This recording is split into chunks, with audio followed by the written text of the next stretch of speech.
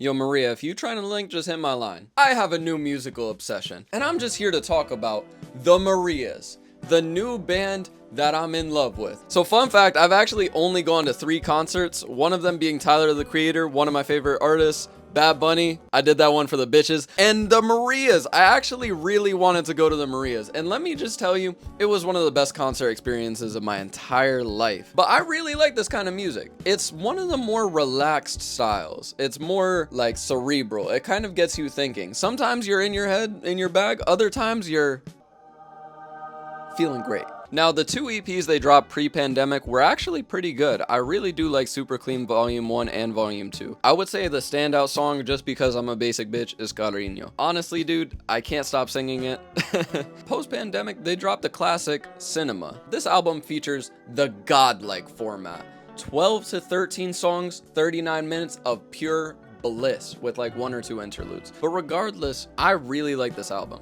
Every song sequences into each other really, really well. The only thing is, I would say it's a very feminine album.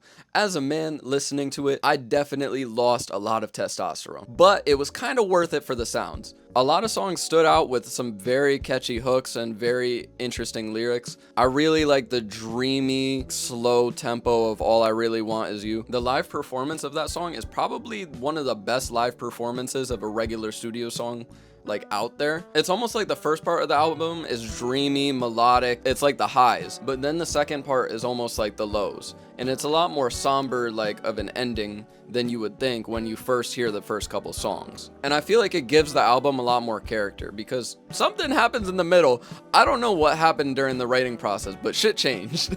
Eventually the album hits a climax with the mice inside this room, which honestly, it kind of fucked me up the first time I listened to it. I don't know what it is about this lady when she sings, but it really does speak to you. Hey guys, Editing Dean here. Ignore the fact that my hair is blonde. I just need to talk to you about To Say Hello. This song is peak! Oh my god, I can't believe I forgot to talk about it. The instrumental stands out versus pretty much any other instrumental on Cinema. A lot of the song pulls on your heartstrings, as well as the middle verse that's done entirely in Spanish. It's peak even if you don't speak Spanish, and it goes to show how talented Maria's vocals are. Incredible song, please give it a listen if you don't listen to anything else I talk about in this video. Other highlights are To Say Hello, Hush, Calling You Back. All I Really Want Is You is probably one of my favorite songs that I've heard this year. But now we're gonna move on to the reason why I'm actually making this video.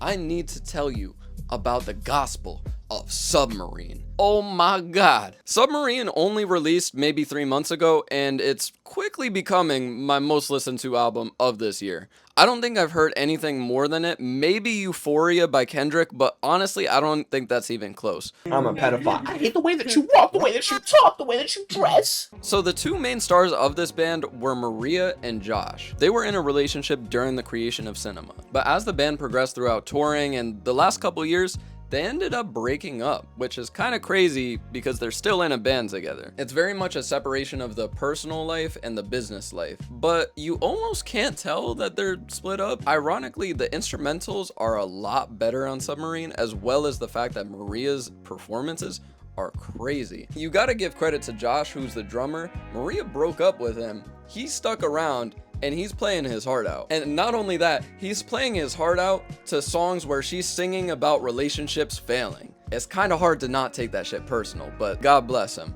The album really does start to kick off though with Echo.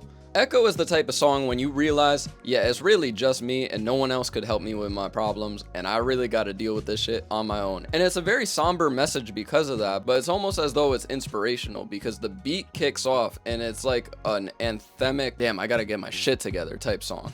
And I feel like that's almost the message for a lot of these songs. A lot of songs' message doesn't match the instrumental, and I feel like that's very intentional. And while there's more upbeat instrumentals, the songs themselves are really tragic. You'll never see this more clear than with the song Paranoia. This song is like a spring summer bop. This is something you play in your car while you're riding past the beach. It's beautiful, but goddamn, that message is kind of painful. It's basically about the paranoia of your significant lover not trusting you, despite the fact that you're giving them every reason to trust you. It's kind of painful. Eventually gets to the point where yeah, they gotta break up because the paranoia is just annoying. There are some more down-tempo songs like the song Blur and If Only, as well as Sienna. Sienna is angelic. Maria is basically telling a story of her unborn child and all the things and the memories that she would create with that kid. But because the relationship failed, she'll never be able to meet Sienna. It's kind of a mindfuck when you realize that they're in the same band together, the